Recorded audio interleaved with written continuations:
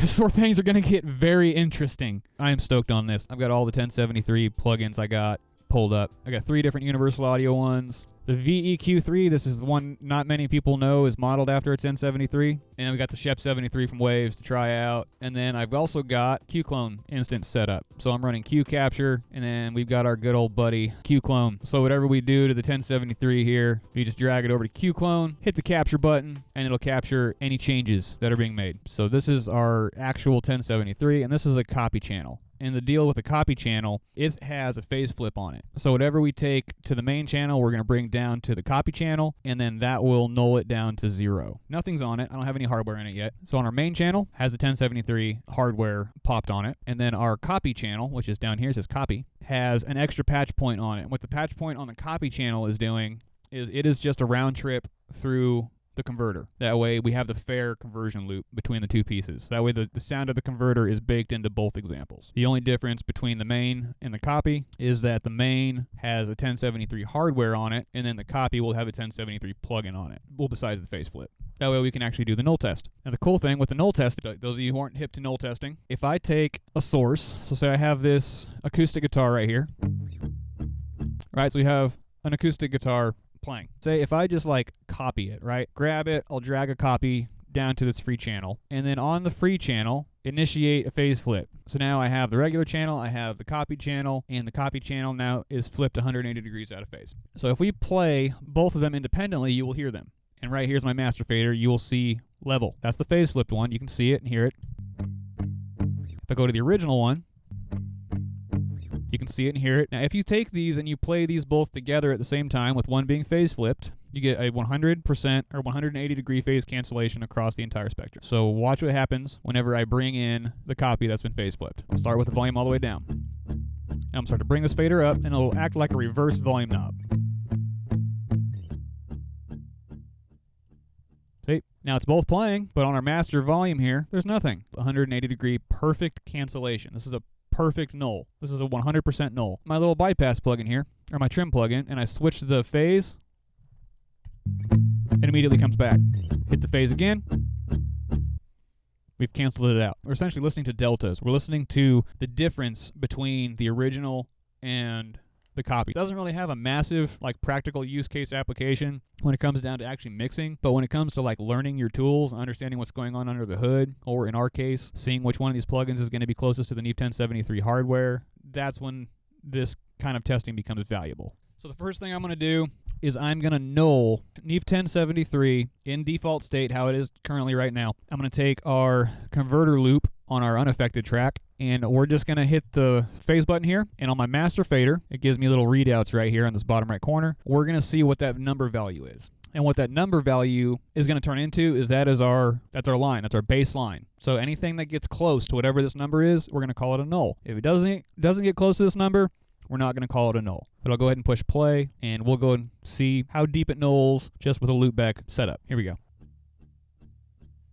I don't know about y'all, but I can barely hear anything come out of my speakers. My speakers are pretty cranked. So let's see what our null value is. Let's see how deep it nulls. Minus 29.2 dB. So that's our target. So we're going for minus 29.2 dB or more. So what I'm defining as the emulation line is what the value needs to be that I can actually mentally, in good faith, call it an emulation. So for me, emulation boundary is around 50% of the null value. To make it good and even, 29.2, we'll just say if we get a null value of 15 or higher, we can call it an emulation. If the null value is not negative 15, or does not exceed negative 15, we can't even call it an emulation. It has to be reskinned and redesigned to something else. My rules are we have a baseline we have to reach. If we can't get 50% of the way there, it doesn't fall under the emulation category. And then if it nulls more, well, I think we can call that 100% emulation. So before we even dial them up, we have to turn the knobs, right? We have to dial in the acoustic guitar. We have to make the acoustic guitar sound rocking with our Neve 1073. Gonna do first is I'm gonna drive the absolute crap out of the input, drive that line driver into red, and then we're gonna back it down on the output volume in order to get some saturation. That will level signal for us already. And then from there, I'll start digging into the EQ, dialing that in.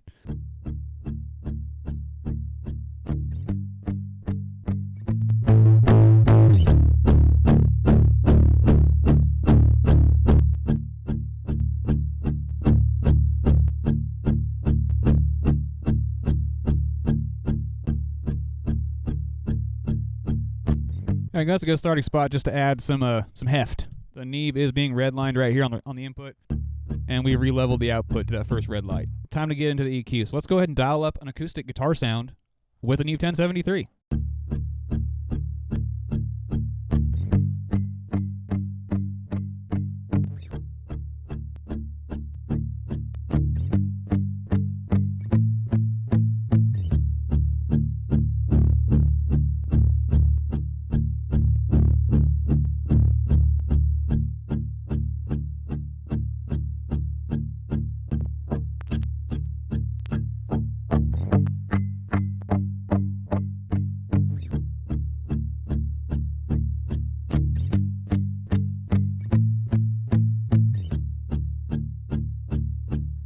Quick and dirty, I'm going to go ahead and pop the EQ in and out just to kind of hear the before and the after.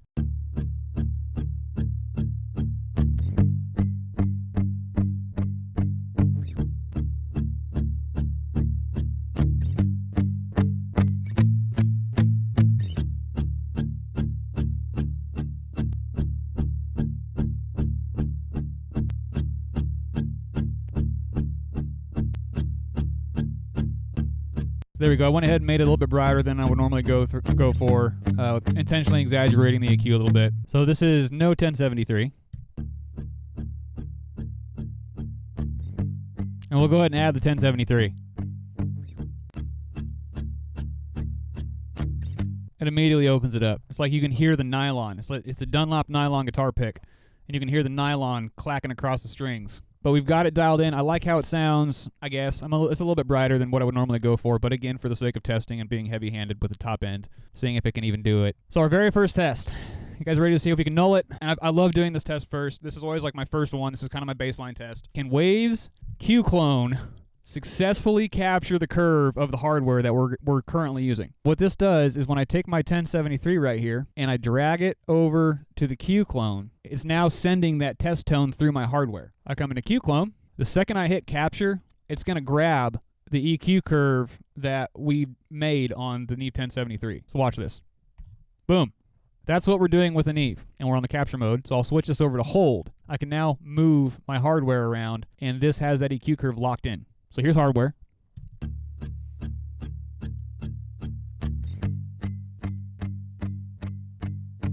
Software.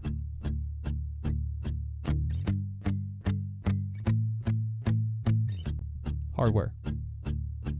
Just has a powderiness to it.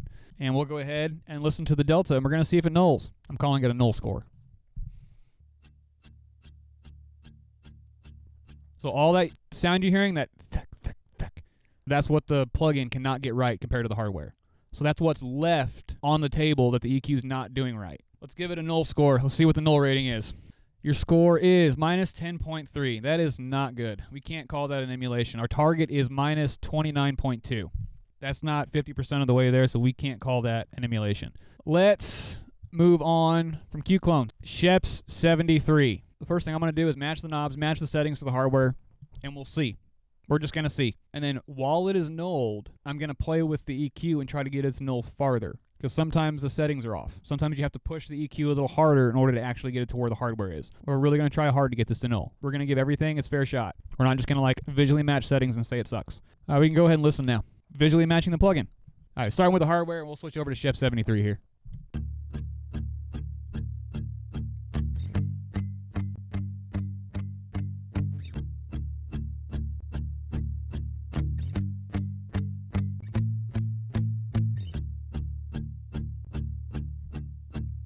Let's go ahead and do the faceflip test. And we're going to see just by visually matching the knobs how much it nulls, if at all. Here we go.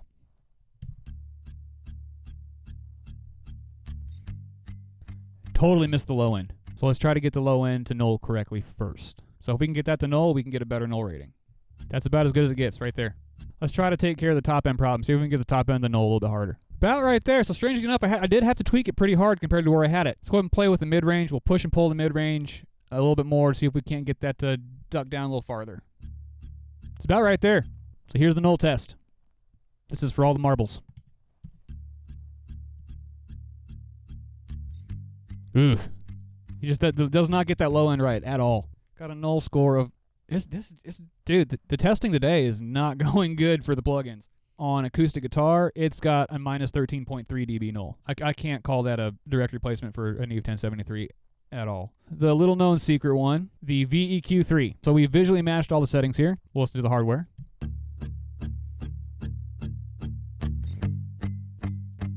Switching.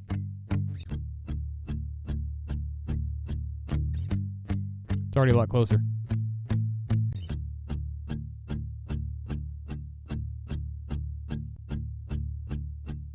Tell you what, when he's just sitting there doing that palm, it's really hard to tell. But when he goes up the neck, then you can start to tell. We'll hit the null, and we'll see what we can do with it.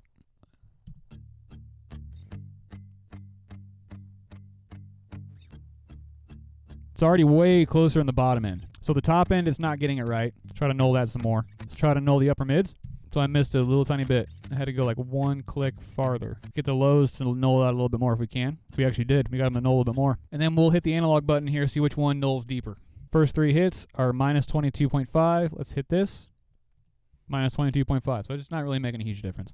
Minus 15.5 on the hard parts. We'll call it a minus 15 null rating. Our null floor, minus 19.2. This one nulls up to 50%. So this is the first plugin out of all of them we can call an emulation. So this is the one that gets you at least halfway there. Our first universal audio plugin, actual branded Neve. So the Universal Audio Neve 1073 SE Legacy Edition. So this is like the light one on your system. All right, here we go. We're going to listen to the hardware first, and we'll go ahead and switch on over to the software, and we'll check that out.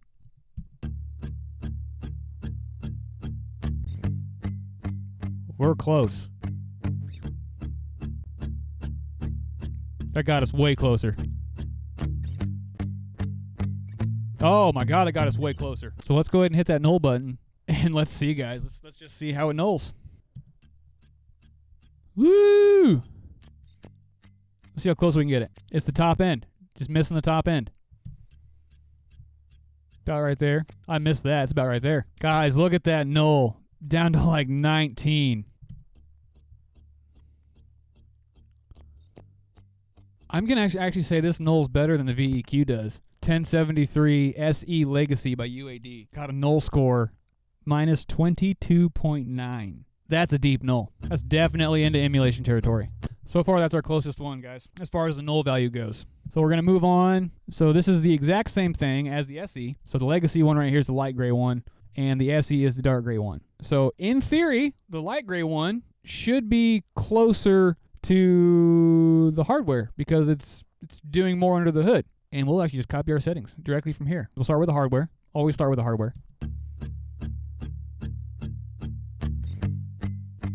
All right.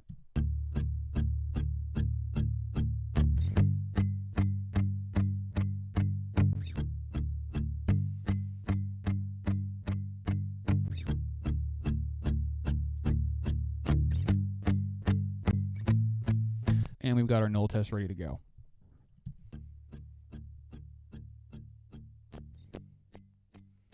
Holy nolly. Minus 32, minus 30, minus 29. 1073 Legacy got itself a null rating of minus 25 dB full scale. So far, that's our winner, guys. Our null target is minus 29.2, and that's sitting at minus 25 dB. That's your 4.2 dB off from the hardware null. We can safely call that an emulation. We're going to go into the bad mamma jamma next. So this is like the full-fledged Universal Audio 1073. It's got the preamp side on it. It's got everything. So we'll go ahead and match our settings really quick, and we'll just see what visually level matching the knobs yields us. All right, here we go. So this is hardware.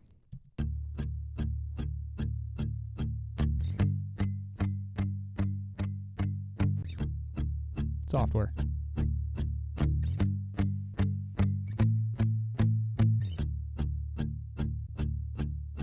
Top end's not quite right yet. I feel like the hardware unit has a top end. So let's listen to that discrepancy again, and we'll see if we can dial that in a little bit further.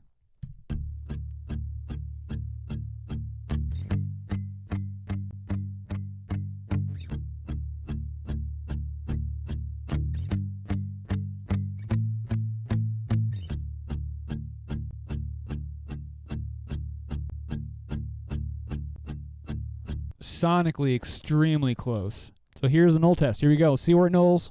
Let's see what the rating is.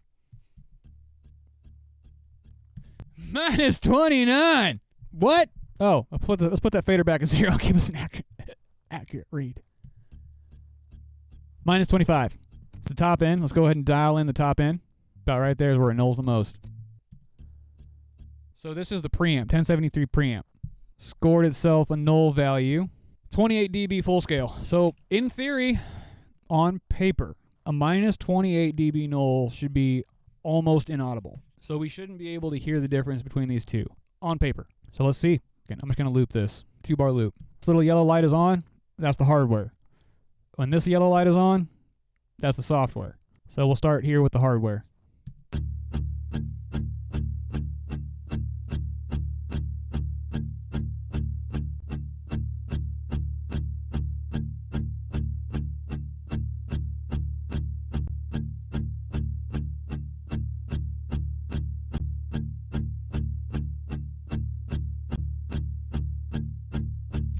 I'm not going to lie to you guys. As much as I want to be like super duper cocky, awesome, badass engineer and say like, oh yeah, I can 10 out of 10 pick out the 1073 hardware in this test, like blindfolded every single time, like with ease. But I can tell you right now, I would have a hard time picking these two apart. If I didn't already know which one the analog was, and if I didn't have a chance to like intimately listen to the analog and like really pick out little tiny identifying characteristics in its sonic, and then directly compare that against the hardware to say, okay, that little identifying piece of sonic is not there, I honestly don't think I could tell you the difference between these two. From a point of pride, from a guy who spent a lot of money on this gear, that is a really hard thing to admit. And that's a 10x difference in price. So the hardware, $2,000. This plug-in, on a good day, $200. I think it goes to like $250. But we'll call it $200, and it goes on sale all the time for like $75. Is there $1,700 worth of sonics missing between the two? Now here's the thing. If all I was doing was mixing, I would say absolutely not. But because I'm in the situation where I'm also a producer and I'm tracking a lot of the bands that I do mix and I'm going out and finding production deals, this hardware does go with me. Like, even though it's a 19-inch rack, it goes with me like pretty much everywhere. Like, I can say from experience, tracking through it on actually using the preamp side, that's where the $1,700 value is. The value is in putting a microphone through that preamp and tracking the source through that, you getting the magic of the Mariner transformer being absolutely redlined on the way in.